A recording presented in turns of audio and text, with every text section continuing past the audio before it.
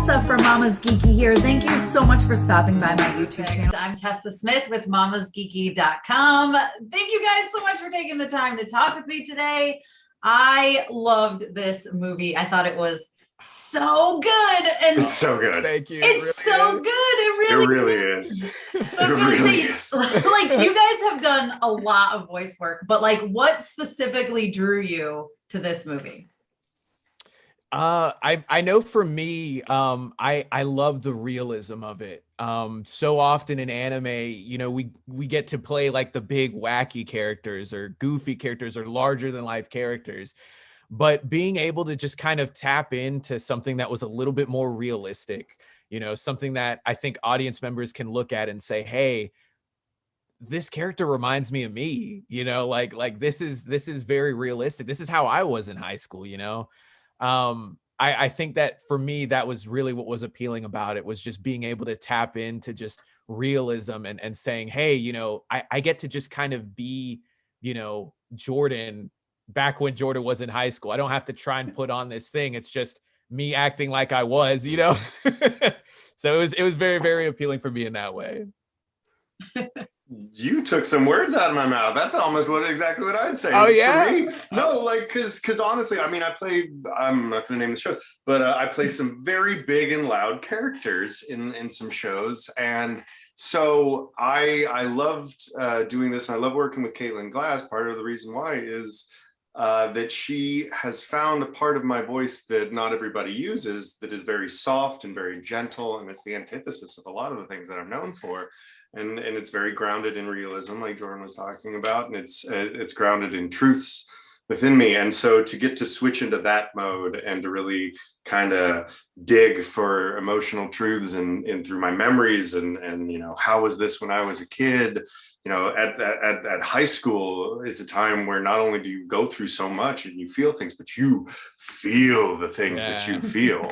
Like when you love somebody, you love somebody. And so to be able to feel those truths and at that heightened rate, it was wonderful, and to do it in a voice that I don't get to use very often, that is also very personal to me and very vulnerable. It was a real delight. Oh, well, both of you, phenomenal job, seriously. Thank you. Loved it so much, and I know I can't talk spoilers, and it's so hard because there's like the point where you think like it's gonna end, and then it goes for like another 20 minutes, and it's amazing, and you're just like, because I was at the point where I'm like, oh, is it gonna keep going? And then I'm like, oh no, it needs to keep going. Like, give me more. You guys know what I mean? Yep. You know exactly. And I want to talk about it, and I can't, but you know, it's all about, we'll say, memories. Like a lot of this is about making memories, right? I even love how they talk about like taking pictures, but you never look at them, because I do that all the time too. Like I constantly take pictures and I'm like, do I ever go through these? I don't. But is there one memory just from this film, from working on this film, that you'll keep with you forever? I know for me, I like, are you talking about like the recording process? Like Yeah, from the recording process. Mm-hmm. I know for me, just being able, like, this is my first, like, you know, big character in a movie. So that in of itself was just, you know, for me, you know, amazing. I don't think that there was a session that went by that I wasn't, you know, smiling from ear to ear, hoping that the session would just continue. You know what I mean? When we get to the end of it, I'd just be like, I don't want to stop. You know, I want to keep playing. So for me personally, I would say just honestly, the whole recording process was phenomenal. Maybe there are a couple things that stand out, but everything was just absolutely incredible. I couldn't pick just one. Well, I can. No, I feel the same way, but my character's arc and what we do was very different. And for me, my scenes with Alexis Tipton were really special to me. She's an incredible actress, and they were scenes that were grounded in some very real issues that, I mean, many of us have had with relationships, and just miscommunication and the desire to reach out to those that you love and to really connect, but you're afraid, and those kind of moments. It was just very real to me, and to work with such an amazing actress and to have those back and forths I got to go into that zone where you're just really feeling like, oh, but even within that zone, I had Caitlin Glass, who's again an incredible director, get to really work each and every beat to make sure that they were as true, that they fit the story, and made sure that each stitch that you're putting in makes sense within the tapestry. Yes. She's amazing about that. And so you feel very comfortable in the booth working for her, and she brings an atmosphere that allows you to get really vulnerable. Yes. And when you are in an industry where on any given day you could be playing something vulnerable, but then you go directly into playing a miniature duck person who is actually the greatest ninja of all time or something like that, it's a completely different mode. And you don't get the opportunity in this industry, at least I don't, to really get to a very simple, vulnerable place. And she allows you to do that. And so that was special. Yeah, that's what I love about this movie is it just feels like, you guys say grounded, real, but like vulnerable. Like I found myself crying a few times. I'm like, what is going on? This is like this movie that I thought this is going to be fun. And I'm like, I mean, it is fun, but you're like in it, you know? Yeah. But I'd love to know if you like, say you were like hanging out with a friend and then you realized they were an AI, like what would you do? I'd still be friends with them. I'd be like, hey man, charge my phone. I have so many questions. I like that. You're like, charge, where's your USB? And I'm sitting here like, can you compute the algorithm for love? Or USB charging, one of the two. Or both. Why not? Or both. Yeah, there we charge go. my phone and then mathematically figure out love. Yes. Exactly. So if you guys, how would you describe your characters for people who haven't seen the movie yet? Way cooler than I'll ever be. My guy is the cool guy who's good at everything, or who is all right at everything. He's 80% good at everything, but just wishes that he had that thing that he cared about and that he was special for. Mm-hmm. Oh, I like that. For me, I'd say lovable, introverted,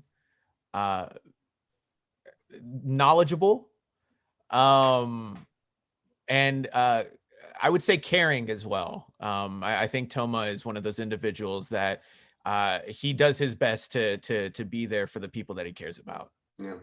Mm-hmm.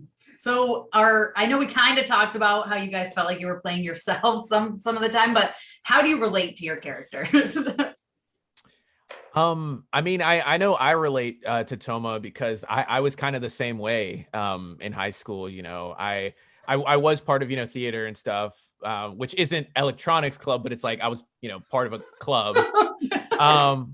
But close enough. But as another theater major, I love that we're described as like it's one of the nerdiest things you can do. No, I'm not disagreeing. Theater major, I get it. But he was a little bit more introverted. He tried to. I would say that I'm a little bit more extroverted now. But he was someone who did try to be there for the people that he cares about. He did maybe have a few self-esteem issues. But overall, like I think through the course of the movie, like you kind of see him. I don't want to spoil anything. I know. But it's like let's just say that there's growth there. And I think for all of us in high school, that's a period of growth. So yeah, that's kind of how we related. Also, he can be a little socially awkward, and like I definitely was a little socially awkward in high school. I think everyone is, right? Like to an extent. To an extent. Except for Gochan. Fair. See, watching the movie, Toma, like right here, like I started my chess club. I was a big old nerd. The thing that, so like, I don't know what it was like to be the cool kid that like just effortlessly like all right, guys, blah, blah, blah. But I know what it was like to go through relationship-y stuff. And that was the kind of stuff that, to me, he and I got really close, and